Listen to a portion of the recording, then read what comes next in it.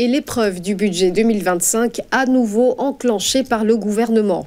Ce lundi, les différentes forces politiques doivent être reçues par Éric Lombard, nouveau ministre de l'économie, et Amélie de Montchalin, en charge des comptes publics. Objectif de ces rencontres, trouver des compromis afin de faire voter le texte et réduire le déficit à 5% du PIB en fin d'année.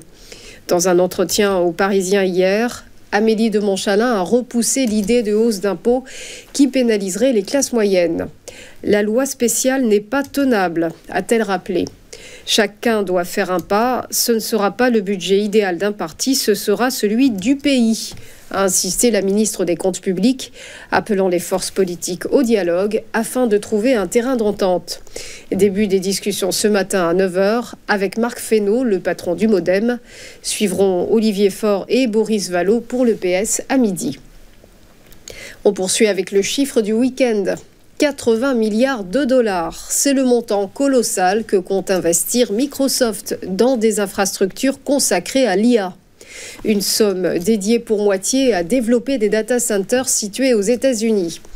Effet d'annonce signé Brad Smith, le président du géant informatique, doublé d'un appel du pied à Donald Trump à 2 semaines de son investiture. Depuis plusieurs années, en effet, les relations sont tendues entre l'industrie de la tech et les pensionnaires de la Maison-Blanche. Dans son communiqué, Brad Smith fait l'apologie des avancées américaines dans l'intelligence artificielle qu'il qualifie d'électricité de notre époque. Il incite ainsi le futur gouvernement à des investissements massifs dans le domaine, tout en mettant en garde contre une réglementation trop restrictive. Les États-Unis ne peuvent pas se permettre de ralentir le secteur privé avec des régulations lourdes, insiste-t-il, en référence au contexte de rivalité commerciale intense avec la Chine. Rien en revanche au sujet des enjeux écologiques liés au développement de l'IA, Microsoft ayant augmenté ses émissions carbone de 29% entre 2020 et 2023. Pour info, le groupe a déjà annoncé miser sur 19 milliards de dollars pour investir dans l'intelligence artificielle et le cloud entre avril et juin dernier.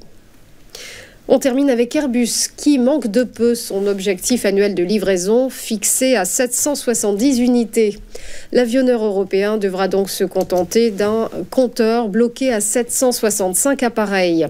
Un chiffre aidé par une forte hausse des livraisons en décembre, mais pénalisé par un début d'année poussif lié à une pénurie de pièces qu'il avait déjà amené à revoir ses ambitions à la baisse en juin dernier.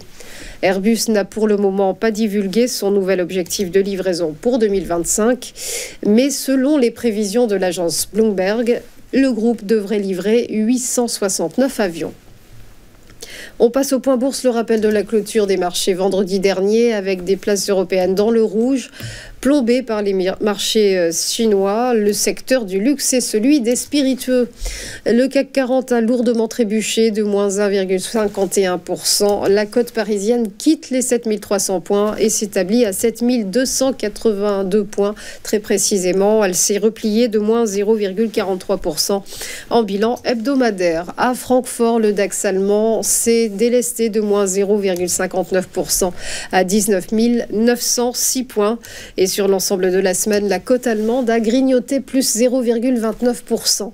Idem à Londres pour le FTSE qui a cédé moins 0,44%. Il pointe à 8223 points. Et sur l'ensemble de la semaine, l'indice a avancé de plus 1,27%. Du côté de Wall Street, après 4 séances consécutives de baisse, le Dow Jones a rebondi vendredi, plus 0,8% à 42 732 points. Et en hebdo, il a grappillé plus 0,37%. Belle progression aussi pour le S&P 500 qui s'est apprécié de plus 1,26% à 5 942 points. Et il a pris 0,6% sur la semaine. Idem pour le Nasdaq Composite qui s'est envolé de plus 1,77% à 19 621 points.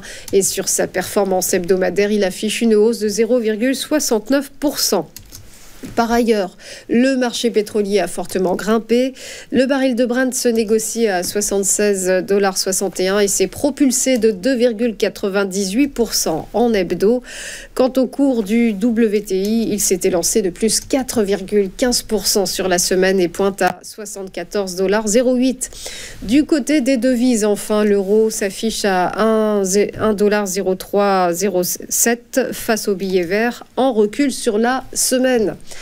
On termine par le Nikkei qui a clôturé en forte baisse ce matin pour sa première séance de l'année, une perte de moins 1,47%. Voilà pour les news.